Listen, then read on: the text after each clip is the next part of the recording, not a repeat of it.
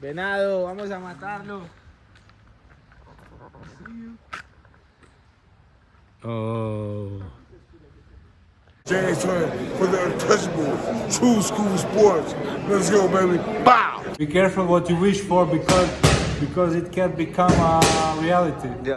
The untouchable True School Sports Empire. And listen, y'all know the rest, all right? We're not gonna go through all that. This is the official post-fight review for Angelo Leo versus Renato Lopez, and your result of the fight is the 2024 KO of the year. Renato Lopez gets, absolutely obliterated, violated. And look, man, this is a personal, like this. I don't think there's ever been a sweeter post-fight review than this one right here because.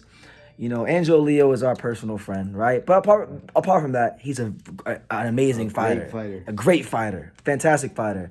And I think the world got to finally see what we've been seeing and saying all these years about him in the gym. But before I get my thoughts, let me shut up for a second. Johnny, what did you make of the Venado fight and the result of it and camp and all that stuff? I thought, camp, it was beautiful. Like, I'll go ahead and mention one thing. One time we got yelled at staying up late, but me and Angelo by who? Who'd you get yelled at? We didn't get yelled at. Angelo got yelled at. Angelo got yelled at by his dad Miguel because they were staying up late one night. But tell him why you were staying up late. We were staying up late because we were having one of those talks that we have as friends, and I said, I'm gonna say it like this: I just want you to crack him with that left hook, that Budke left hook. And Angelo was in there just throwing his left hook, and he asked me, he goes, "How am I gonna knock him out? Do you think I'm gonna knock him out?" I said, "Yes, and I think you're due for a left hook to the head." And I told him he was gonna land it because we were practicing that day, and that was one of the times I think he got yelled at. But we won't get into too much. Won't get too far into detail, but yeah. But staying up late, for one night, it did pay some dividends, and so did the training camp. Before I get into the fight, let me take some time to highlight a man that really doesn't go out of his way to be on the camera and get highlighted. And that's Miguel Leo. Because this was a Miguel Leo training camp. This camp. camp was a Miguel Leo training camp. He changed things up. Instead of doing the Vegas camp, he went to Santa Fe because the elevation is higher, and they dotted all the T's. Cross all the I's. Shout out to Pat Holmes for letting us use his facility. Brother Brandon, man. Brandon as well. But everything was done right. I feel like this fight was won long before fight night or fight week even came. And Miguel had a lot to do with that. I feel like, on a lesser scale, obviously me and Johnny here and there when we could chime in, we would do things to try to, add and tweak and fine tune the game plan. Yeah, BT would give advice, I would give advice. We would take care of the baby, How many times, Azio? A special shout out to Bob. Yeah, Angelo had his son and his 2-year-old, 1.5-year-old son in training camp, bringing that energy every day, keeping us on our toes, keeping things sharp. Right? But, we watched Joet Gonzalez versus Venado 30 times. We watched the shit in slow motion 4 times. It got really annoying at times, but, it paid off because Miguel brought what he brought to the table. Me and Johnny would help fine tune the game plan. I would find fights that people don't even have, like the Josh Warrington fight, full fight, the Ruben Villa fight. I have it in my VCR. On the DVR. This guy's got every fight on his DVR. All Bernal Lopez is lost over there in Mexico. Yeah. We studied his whole career. Inside and out. And it goes to show you that hard work does pay off and good things do happen to good people. And look, I don't want nobody downplaying Venado. I told you guys in the Final Thoughts video, don't downplay Venado. He's a fantastic fighter. He could have fought a way easier opponent than Angelo. He didn't. And he paid. I think he paid dearly for look at Angelo, and I just think the better fighter won. The superior fighter won. Yeah. I wish him a speedy recovery. We saw him in an ambulance after the fight. He was motionless. I don't wish bad on nobody. And I hope he comes back and has a remarkable rest of his career. But give Angelo Leo his just due, because for months on end on this channel, a lot of people came on here and were very disrespectful. They were. I had people say that Angelo's gonna be sprawled out on the floor, his ribs are gonna get punched out of his stomach, all kinds of stuff. So a lot of you guys put Venado Lopez on that pedestal, and you called him the best featherweight in the world. You guys put him in the queue as the #1 guy to fight anyway. So if Angelo did that to the best featherweight in the world, what does it make Angelo Leo? Yeah, and then a lot of people want to say now Espinoza is the best featherweight. And I like Espinoza. But shout out to his manager, Roberto. I like him. But, he's a great fighter as well. But do you guys think Espinoza would have been able to do something like that? To Venado. You know, to Vanilla Lopez. And we trained. My boy showed wrinkles. His boxing ability. He was jabbing. Inside fight game. Slugging. His jabs. Feints. He was the better fighter, you know, and it paid off. And we knew this whole camp. We were, you know, deep in prayer because the first night when we were in there, we're believers. So the first night when we were in there, BT said, hey, we need to bring Jesus into the equation. I did say that. And we said, let's do it. And every night we're getting in prayer.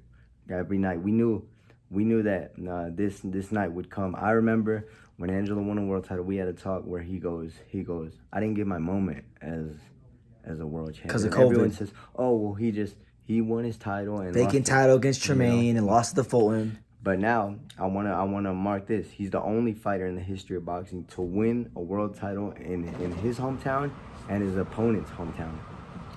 You know, with Tremaine Williams and Vanilla Lopez in his hometown.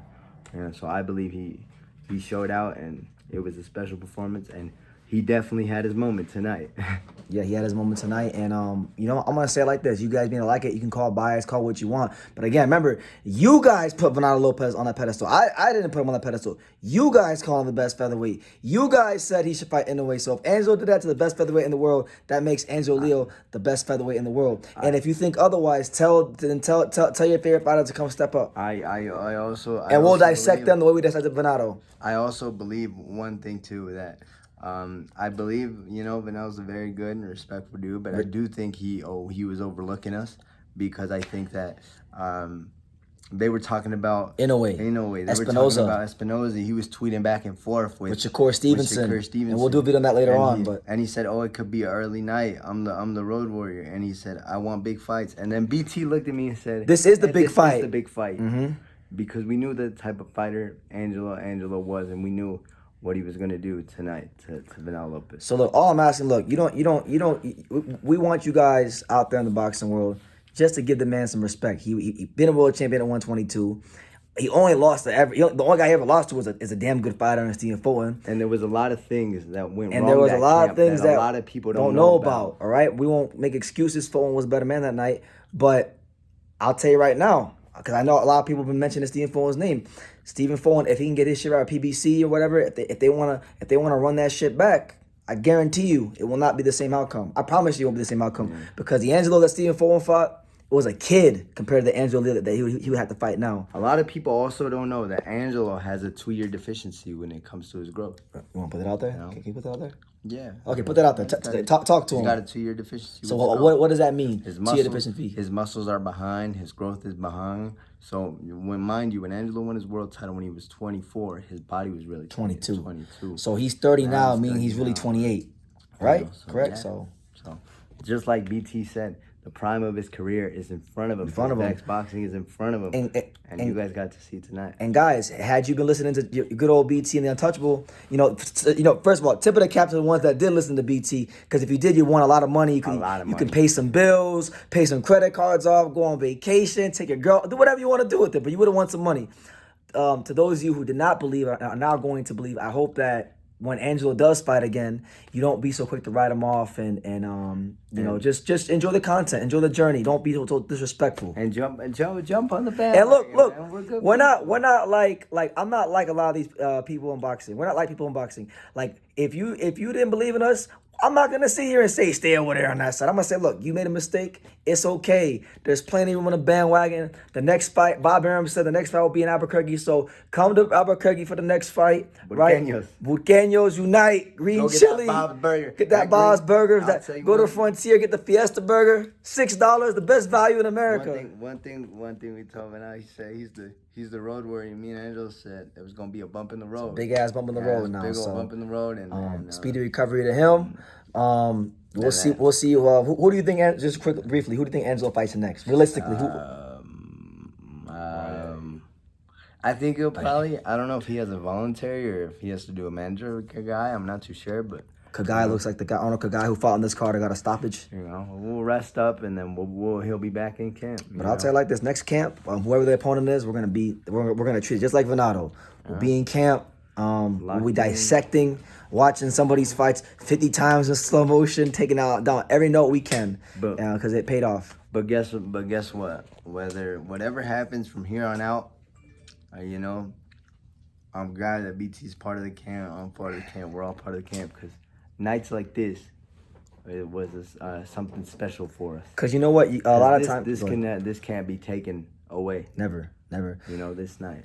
And honestly, you know, a lot of times, I know I'm speaking with Johnny too when I say this, when you're involved in boxing for so long and you see so much negative things behind the scenes, it can sour you. It can make you kind of hate the sport and think like, why do I even like this shit? And then you get nights like tonight, and it brings you back to why you love boxing. And it reminds you that, you know, just like our friend Angelo would say, persistence broke resistance. So I feel like his persistence definitely broke resistance tonight. 1000%. And I'll say it like this. The last thing I'll say is Doug Fisher, Ring Magazine, there ain't no other option for KO. This has to be it. To be at the underdog in a world title fight and get a one-punch knockout against the best featherweight in the world.